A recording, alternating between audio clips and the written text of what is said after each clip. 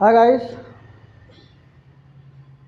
चलिए हम आपको क्लास 10th का मैथमेटिक्स जो बोर्ड में 2024 में बोर्ड परीक्षा में आने वाले इम्पोर्टेंट क्वेश्चन है वो मैं आपको बताने जा रहा हूँ। ध्यान से देखिएगा। ये मोस्ट इम्पॉर्टेंट क्वेश्चन है। पहला क्वेश्चन ये है कि कह रहा दो वृत्तों की त्रिज्या क्रमशः 8 सेंटीमीटर तथा 6 सेंटीमीटर है। उस वृत्त की त्रिज्या ज्ञात कीजिए जिनका क्षेत्रफल इन दोनों वृत्तों के क्षेत्रफलों के योग के बराबर है। दूसरा वाला क्वेश्चन क्या कह रहा है कि त्रिभुज पी क्यू आर में जिसका कोण क्यू समकोण है, पी आर धन क्यू आर बराबर 25 सेंटीमीटर है तो पी और पी क्यू बराबर 5 सेंटीमीटर है, तो साइन पी कॉस पी और टेन पी का मान बताना है। तो ध्यान से देखिएगा इस सवाल को। तो हम दूसरा सवाल बता रहे हैं त्रिभुज का।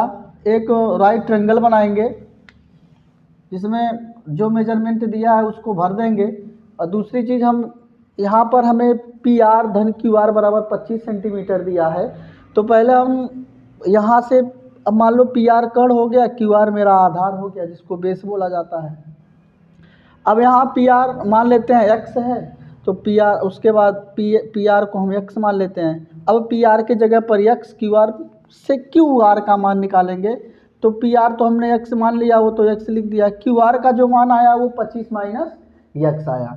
अब यहाँ से हम एक्स की वैल्यू निकाल लेंगे। एक्स की वैल्यू निकालने के बाद हमें कर्ण और बेस आधार दोनों का मान पता चल जाएगा। तब हम कास, साइन, कास और टेन का मान निकालेंगे। तो आगे चलते हैं, देखते हैं कैसे निकलेगा। तो हमें पता है पाइथागोरस थ्योरम क्या होता है। पाइथागोरस थ्योरम से ही हमें एक्स का मान आएगा, पाइथागोरस प्रमेय से। किस प्रमेय से? पाइथागोरस प्रमेय से आएगा। तो ध्यान से देखिए क्या कहता है कि कर्ण का वर्ग बराबर लंब का वर्ग धन आधार का वर्ग। आधार मेरा 25 माइनस एक्स है तो ये स्क्वायर पर लगा दिया। अब ये तो हमारा स्क्वायर है तो ये तो 25 हो जाएगा, लेकिन ये मेरा a माइनस बी के होल स्क्वायर से टूटेगा। तो क्या होगा, a का वर्ग मतलब 25 का वर्ग धन b का वर्ग और माइनस 2ab होता है, तो 25 गुना 50x हो जाएगा, और ये आपका हो गया x पर स्क्वायर।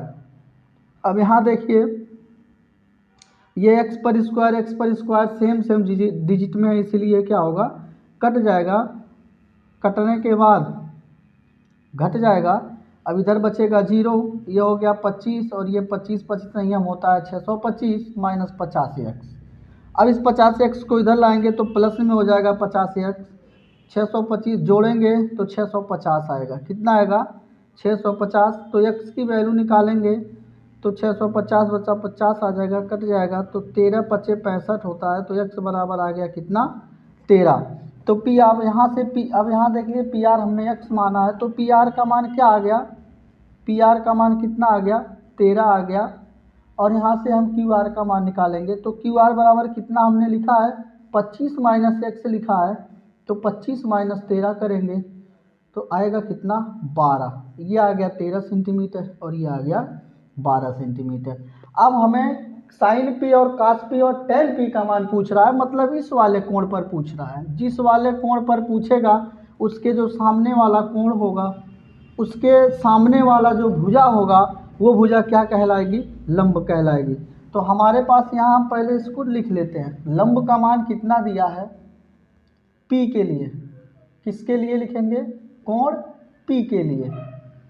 कोण पी के लिए लंब का मान कितना होगा? लंब का मान आ जाएगा मेरा क्यू आर जितना होगा 12 सेंटीमीटर।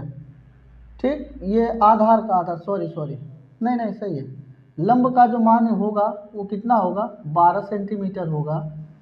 अब कोण पी के लिए आधार क्या हो जाएगा? आधार हो जाएगा 5 सेंटीमीटर।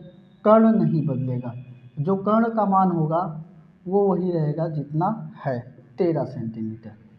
ठीक, ये दोनों सवाल हो, ये हमने छांट लिया। अब हमें कॉस पी और साइन पी और टेन पी निकालना है। तो साइन पी बराबर क्या होगा?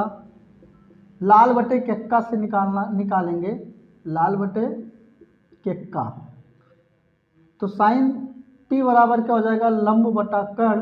तो लंब है 12 और कर्ण है 13, तो पहले का आंसर ये हो गया। अब कास पी का निकालेंगे। तो cos थीटा बराबर क्या होता है, आधार बटे कर्ण।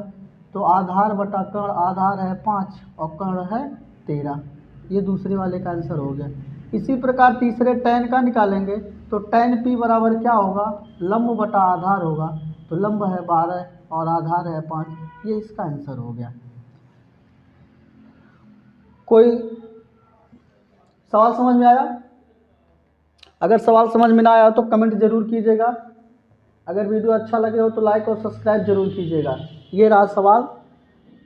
तो हमारे हिसाब से तो मैं इसको बहुत अच्छे से समझाया हूँ, लेकिन अगर आपको समझ में नहीं आया तो कृपया कमेंट जरूर कीजिएगा।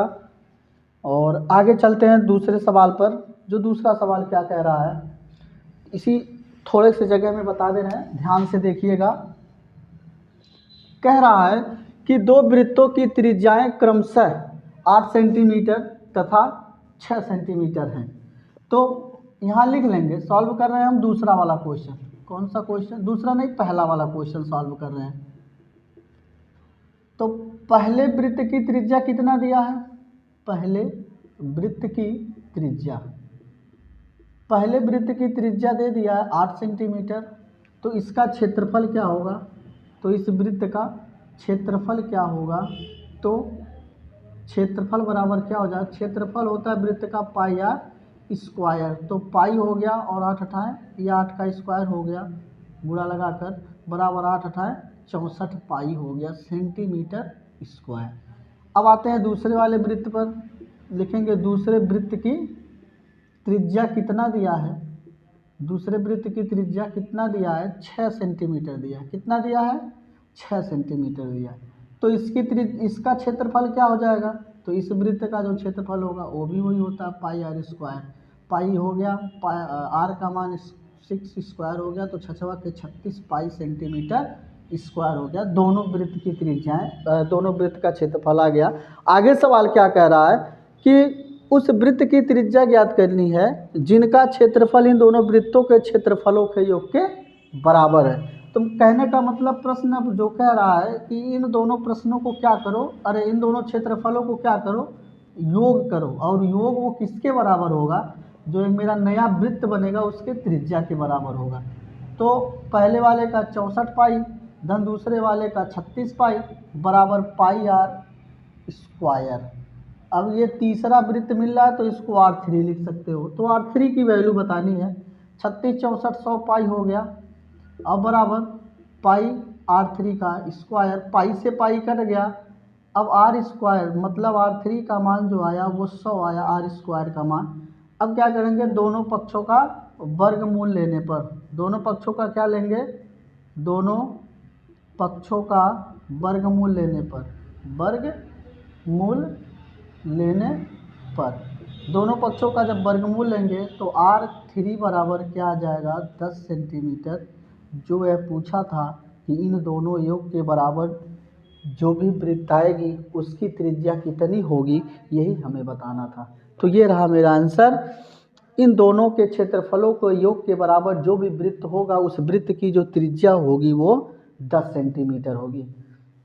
समझ में आई बात?